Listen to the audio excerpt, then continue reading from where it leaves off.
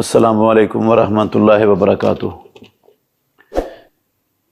مسلمان جب فوت ہو جاتا ہے تو میت کے گھر میں دو چیزیں ہیں اس کو دفنانے کے بعد جو ہمارے معاشرے میں بڑی رائج ہیں اور جو صحیح نہیں ہیں۔ ان میں سے ایک چیز ہے میت کو دفنانے کے بعد میت کے گھر میں آ کر اکٹھ کرنا، اور دوسری چیز ہے میت کے گھر والوں کی طرف سے آنے والوں کو کھانے پکا کر کھلانا۔ حضرت جریر بن عبداللہ البجلی رضی اللہ تعالی عنہ سے مروی حدیث ہے، حسن سند کے ساتھ ہے حدیث۔ یہ کہتے ہیں کننا نعد الاجتماع الی اہل المیت وصنیۃ الطعام من النیاحۃ بعد الدفن۔ ہم میت کو دفن کرنے کے بعد میت کے گھر والوں کے پاس آ کر اکٹھ کرنا اور میت کے گھر والوں کی طرف سے آنے والوں کو کھانے پکا کر کھلانا، اس کو ہم نوحہ شمار کرتے تھے۔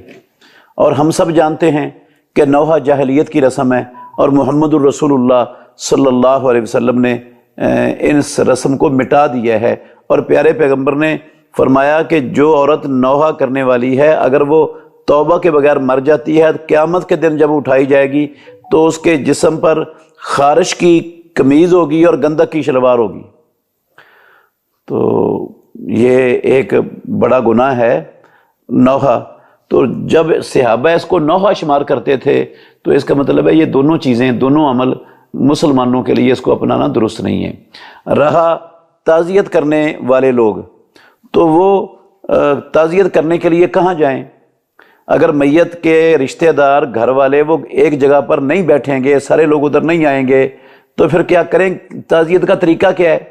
طریقہ یہ ہے کہ میت کو دفنانے کے بعد ہر انسان اپنے اپنے کام میں مشغول ہو جائے، جو اس کا کام ہے جدھر جانا ہے چلا جائے۔ جس نے تعزیت کرنی ہے وہ اس کی دکان پر چلا جائے، یا اس کے دفتر میں چلا جائے، یا اس کے زمین پر چلا جائے، یا مسجد میں آ کر، جس ٹائم وہ مسجد میں آتا ہے، مسلمان ہے نا، تو مسلمانوں پر تو باجماعت نماز پڑھنا فرض ہے، وہ مسجد میں آ کر ان سے تعزیت کر لے۔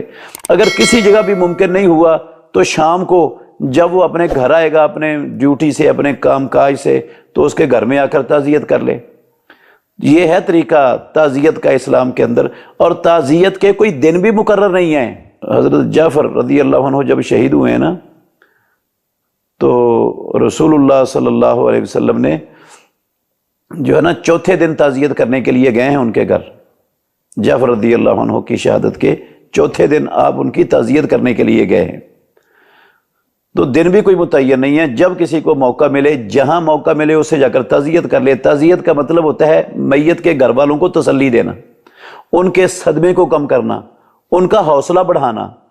یہ اس کام کے لیے جو ہے نا وہ 3 دن کے لیے پھوڑی بچھا کے بیٹھ جانا، اور لوگوں کا وہاں آ کر کٹ کرنا، اور پھر جو اعمال وہاں ہوتے ہیں اور جو غیبتیں اور جو کچھ ہوتا ہے چیزیں، وہ سب کی سب غیر شرعی کام ہیں۔ تو جب یہی نہیں ہوگا تو ہر بندہ جائے گا اور تعزیت کرے گا جہاں اس کو میسر ہے، تو یہ ساری برائیوں سے اور خرابیوں سے محفوظ رہے گا۔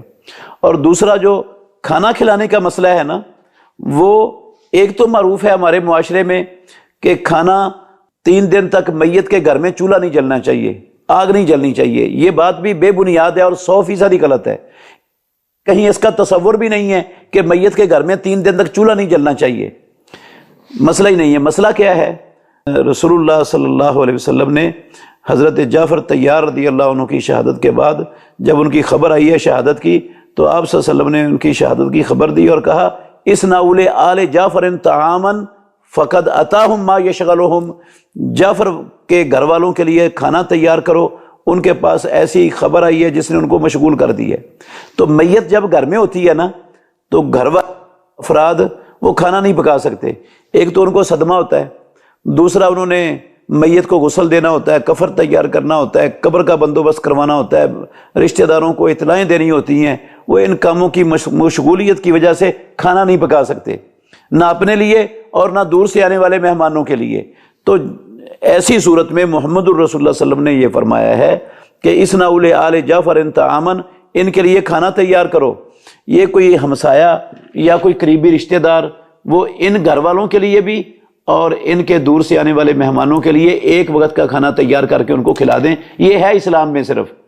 باقی جو محلے والے لوگ ہیں، آبادی کے لوگ ہیں، وہ سارے کے سارے کھانے میں شریک ہو جائیں، یہ غلط ہے، یہ طریقہ نہیں ہے اسلام کا، نہ نبی صلی اللہ علیہ وسلم کے دور میں تھا، نہ صحابہ کے دور میں تھا ایسا۔ یہ اپنے اپنے گھروں میں سارے کھانا کھائیں۔ یہ جو رواج نکلا ہوا ہے نا کہ جنازے کے بعد اعلان ہو جاتا ہے بھئی سب کے سب لوگ کھانا کھا کے جائیں، یہ طریقہ درست نہیں ہے۔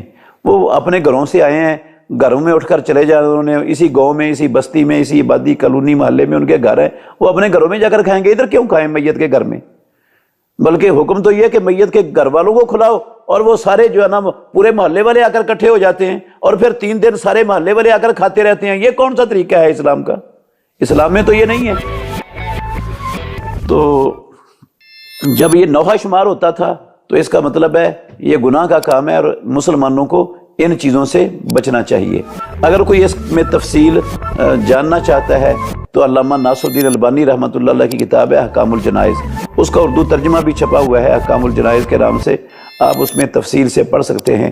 اللہ سب مسلمانوں کو سمجھنے کی اور عمل کرنے کی توفیق عطا فرمائے۔